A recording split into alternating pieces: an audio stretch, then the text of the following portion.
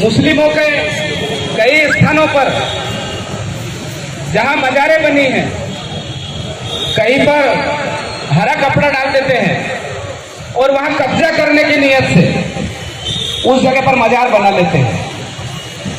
जब ये पूछा जाता है कि यह किसका स्थान है, तो कहते हैं हमारे पीर का है। पीर कौन? कोई हमारा व्यक्ति मर जाता है, उसका स्थान में बन जाता है। तो क्या तुम्हारा पीर कभी बीमार नहीं पड़ता, हॉस्पिटल में नहीं जाता है क्या?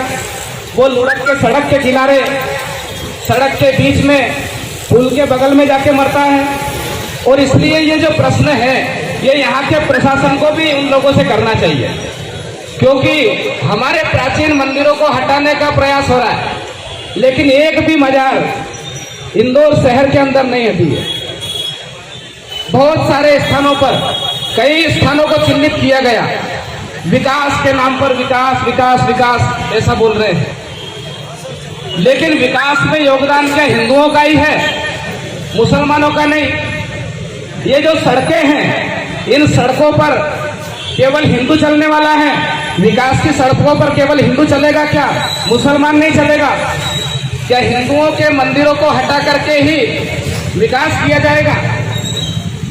ये हम सबको सोचने की जरूरत है।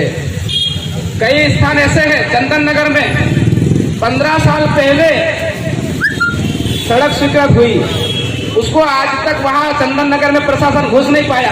क्यों नहीं घुस पाए? उनसे डरते हो? हिंदू समाज पर हमला करने के लिए, संतों का अपमान करने के लिए उनके मंदिरों में घुस रहे हो, बड़ी संख्या में वहां जाते हो, लोगों को डराने का प्रयास कर रहे हो। किसी भी अगर मंदिर को हाथ लगाया तो हिंदू समाज एक बड़ा आंदोलन यहां खड़ा करेगा। और इसलिए ये ध्यान में रखना है कि ये हिंदू समाज के टैक्स से ही रोड बन रही है।